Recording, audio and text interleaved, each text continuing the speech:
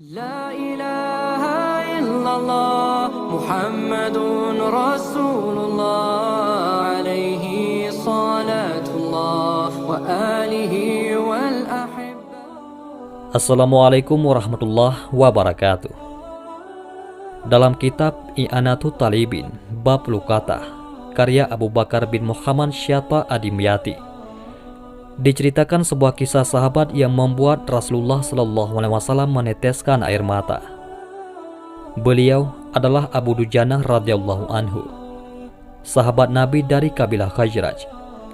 Beliau syahid dalam perang Yamamah ketika memerangi nabi palsu, yaitu Musailamah al-Kahzab. Selain dikenal pemberani di medan perang, Abu Dujanah juga seorang yang sangat menjaga diri dan keluarganya dari perkara haram.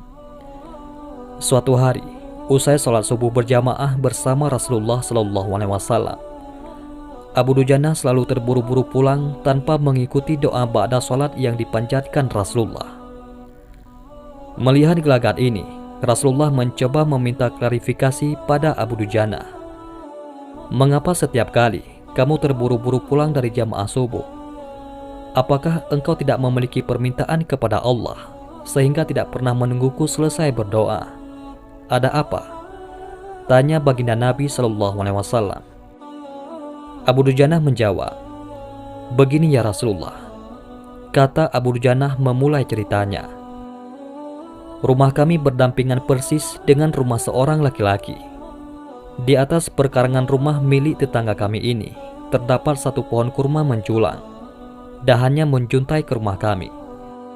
Setiap kali ada angin bertiup di malam hari, kurma-kurma tetanggaku itu saling berjatuhan mendarat di rumah kami. Ya Rasulullah, kami keluarga orang yang tak berpunya. Anakku sering kelaparan, kurang makan. Saat anak-anak kami bangun, apapun yang didapat, mereka makan. Oleh karena itu, setelah selesai sholat, kami bergegas segera pulang sebelum anak-anak kami terbangun dari tidurnya. Kami kumpulkan kurma-kurma milik tetangga kami yang berceceran di rumah. Lalu kami kembalikan kepada pemiliknya. Satu saat, kami agak terlambat pulang. Ada anakku yang sudah terlanjur makan kurma hasil temuan. Mata kepala saya sendiri menyaksikan. Tampak ia sedang mengunyah kurma basah di dalam mulutnya. Ia habis memungut kurma yang telah jatuh di rumah kami semalam. Mengetahui itu, lalu jari-jari tangan kami masukkan ke mulut anakku itu. Kami keluarkan apapun yang ada di sana. Kami katakan, "Nak, janganlah kau permalukan ayahmu di akhirat kelak." Anakku menangis. Kedua pasang kelopak matanya mengalirkan air karena sangat kelaparan. Wahai Rasulullah, kami katakan kembali kepada anakku itu, hingga nyawamu lepas pun, aku tidak akan rela meninggalkan harta haram dalam perutmu. Seluruh isi perut yang haram itu akan aku keluarkan dan akan aku kembalikan bersama kurma-kurma yang lain kepada pemiliknya yang berhak. Mendengar itu, mata Rasulullah SAW berkaca-kaca. Butiran air mata mulianya berderai begitu deras. Baginda Rasulullah mencoba mencari tahu siapa sebenarnya pemilik pohon kurma yang dimaksud Abu Dujanah itu. Abu Dujanah pun mengatakan bahwa pohon kurma itu milik seorang laki-laki munafik. Tanpa basa-basi, baginda Nabi mengundang pemilik pohon kurma. Rasulullah lalu mengatakan, bisakah tidak jika aku meminta kamu menjual pohon kurma yang kamu miliki itu?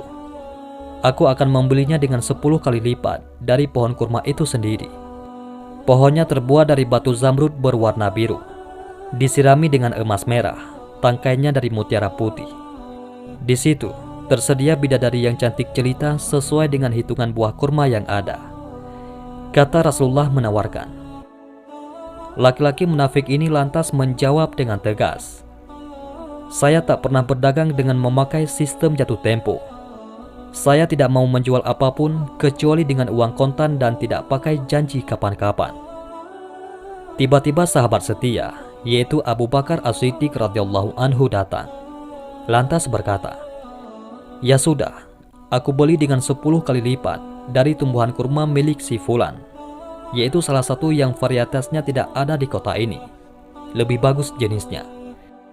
Si munafik pun kegirangan sambil berujar, "Ya sudah, aku jual."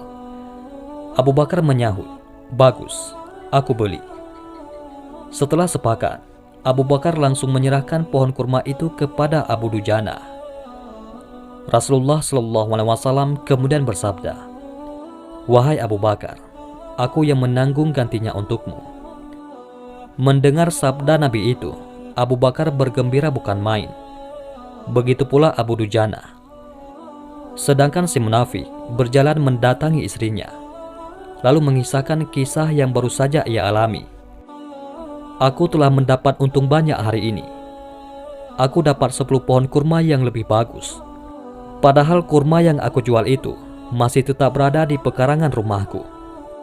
Aku tetap yang akan memakannya lebih dahulu, dan buah-buahnya pun tidak akan pernah aku berikan kepada tetangga kita itu sedikit pun." Malamnya si munafik tidur dan bangun di pagi harinya.